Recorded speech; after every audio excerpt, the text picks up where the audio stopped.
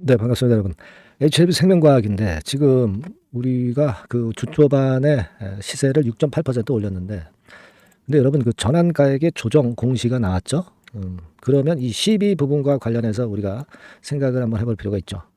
물론 이제 증자 물량이 상장이 됐습니다. 7월 8일 날 상장일이고, 사실 그 이전에 지난주 목요일하고 금요일에도 이 증자 물량을 매도를 할 수 있었던 상황이고, 증자 물량이 사실 지금 현재 상황으로 보면은 거래도 상당히 많이 되고 있기 때문에 웬만큼 많이 털렸다. 네, 이렇게 볼 수 있는 건데, 자, 이 부분에 대한 것들 한번 알아보는 시간 한번 가져보고요. 재료를 일단 뭐가 나올 것인지 이 부분도 알아보는 시간을 가져보도록 하겠습니다. 그리고 영상 막판에는 대박주 한 종목 소개해 드리니까요. 네, 이거 꼭 잊지 마시고 대박 내시기 바랍니다. 자, 지금 HLB 생명과학입니다. 사실 상장 물량, 증자 상장 물량이 있는데도 불구하고 꾸준히 거래를 분출하면서 사실 지난 목요일, 금요일, 월요일 이렇게 3일간은 증자된 물량이 급한 물량은 웬만큼 소화가 된 것 같아요. 참으로 그 묘하게 상장이 될 때 이런 건에 HLB 건에 급호재가 결국 등장이 되면서 승인권과 관련해서 미팅 이후에 이런 패턴을 보여서 상당히 다행스럽습니다. 그래서 사실 그 36R을 보유분만큼 매수를 해라 이렇게 말씀을 드렸지만 그분들 입장에서는 상당히 손실이 만회가 된 그런 상황이고, 신주 인수권 가격, 그러니까 유상증자 발행가 대비해서는 현재 더블 정도의 시세가 나타난 그런 상황입니다. 자, 근데 여기서 이제 전환가액 조정 공시가 떴는데요. 주가가 올라오니까 9,950원에서 10,204원으로 상향 조정이 됐죠. 이미 주가는 지금 12,000원대 위쪽이니까 전환이 하시라도 가능합니다.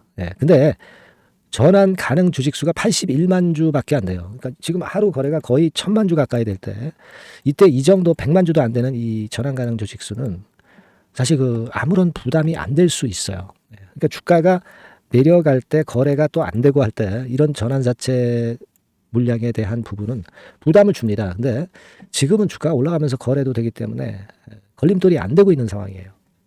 무엇보다도 다행이지 않나 이런 생각을 하는데요. 사실 우리가 가만히 보면은요, 이 HLB 생명과학의 거래와 차트를 보시면 사실 뭐 여기서 사가지고 물렸던 분들은 대개 주가가 내려오면서 요런 정도 가격선에서 많이 털었을 거예요. 그죠? 여기 거래된 걸로 봐가지고. 그죠? 못 견딘 분들은 많이 털었을 겁니다.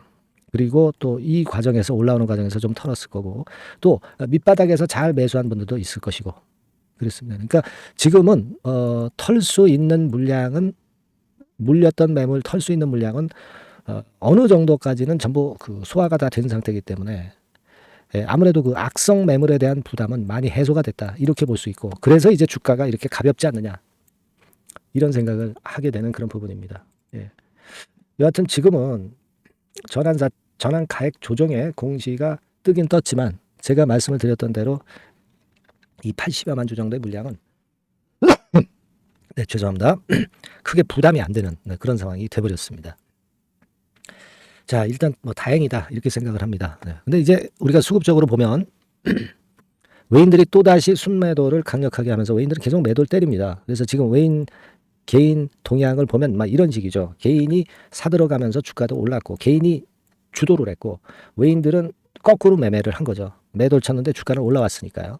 그러니까 지금 우리가 이 외인들이 매매하는 게 반드시 옳다, 개인이 틀렸다 이렇게 우리가 절대 말씀하실 수가 없는 상황이에요. 일별로 보더라도 뭐 신한증권 같은 데서 되게 매도를 많이 때리지만은, 그러나 결과적으로 어떻게 됐습니까? 매도 많이 때렸지만은 주가는 올라왔잖아요. 그러니까 외인들 동향에 우리가 민감할 이유가 없다. 이런 생각을 합니다. 개인 큰 손에 의해서 주도가 됐다. 밑바닥에서 매집을 해서 이런 시세를 먹었다. 이렇게 볼 수 있습니다. 특히 36알 매수하면서 매수했던 분들은 큰 시세를 먹은 거죠. 그래서 제가 36알을 여러분들이 물량을 보유했던 만큼 36알을 매수를 해라, 막 이렇게 말씀드린 것도 이와 같은 이유가 있었다는 거 다시 한번 말씀을 드리는 거고, 여하튼 그렇게 매매를 한 건 좋아요. 근데 이제 뭐 그게 문제가 아니라 지금 이제 우리가 앞에 지금 현재 상황에서 그럼 어떻게 전개를 해 나가야 될 것이냐 이겁니다. 지금 사실 위쪽에는 매물이 없어요. 매물이 없습니다. 이미 다 털렸고 밑바닥으로 내려오면서 여기서 다 털려버렸고 거래가 별로 없었던 가격대로 올라간다고 한다면 매물이 없기 때문에 이렇게 쉽게 가는 것이고, 따라서 지금은 만약에 이제 급격히 흔들린다고 한다면 그 기준선을 정해서 그 기준선 이하로 내려갈 때 비중을 좀 조정하는 정도, 그 정도의 매매가 필요할 수 있을 정도만 됩니다. 그렇게 봐야 될 것 같아요. 그래서 지금은 그런 부분들을 감안해서 제가 거기에 대한 그 코칭을 앞으로 드릴 거고요. 어쨌거나 지금은 적응증 확장건에 대한 재료가 HLB 생명과학으로서는 가장 큰 호재로 등장이 될 가능성이 높습니다. 그리고 유럽 허가의 판권을 일부 소유하고 있기 때문에 유럽 판권권도 마찬가지예요. 네. 유럽 허가권, 네, 이 재료가 등장이 될 가능성이 상당히 높죠. 네. 그거는 제가 일전에도 말씀을 드렸습니다만은 예전에 5월 8일에 이 기사 나왔던 거 아시죠?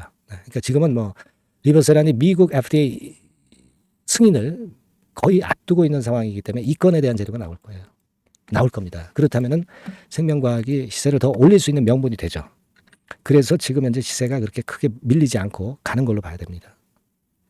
그렇게 봐요. 근데 뭐 주식시장이라는 게 항상 갑자기 흔드니까 그런 경우를 대비해서 우리가 항상 그 비상 조치를 해야 되고, HLB 생명과학이라 문자를 꼭 주신 분들에게는 제가 그 긴급 상황에 꼭 메시지를 드리고 긴급 정보와 긴급 매매 사인을 드릴 겁니다. 실전은 바로 그게 중요하죠. 예, 그게 중요합니다. 그래서 제가 최선을 다해서 도와드리니까 문자를 꼭 주시고요. 저도 최선을 다해볼게요. 궁금하신 거 있으시면은요, 문자로 적어서 보내주시면 제가 최선을 다하겠습니다. 그렇게 말씀드리고요. 제가 대박주 말씀드린다고 그랬습니다. 지금부터 말씀드릴 테니까 말씀 잘 듣고 대박 내시기 바랍니다. 네, 자, 대박주 말씀드립니다. 이 대박주는요, 7월과 8월에 여러분들이 집중 공략하실 수 있다고 제가 봅니다. 특히 그 하반기에 아마 지속해서 시세를 낼 기한성이 상당히 높고요. 목표는 더블 가격 정도 보고 있고, CXL 관련주에서 우리가 종목을 선정을 해봤습니다. 네.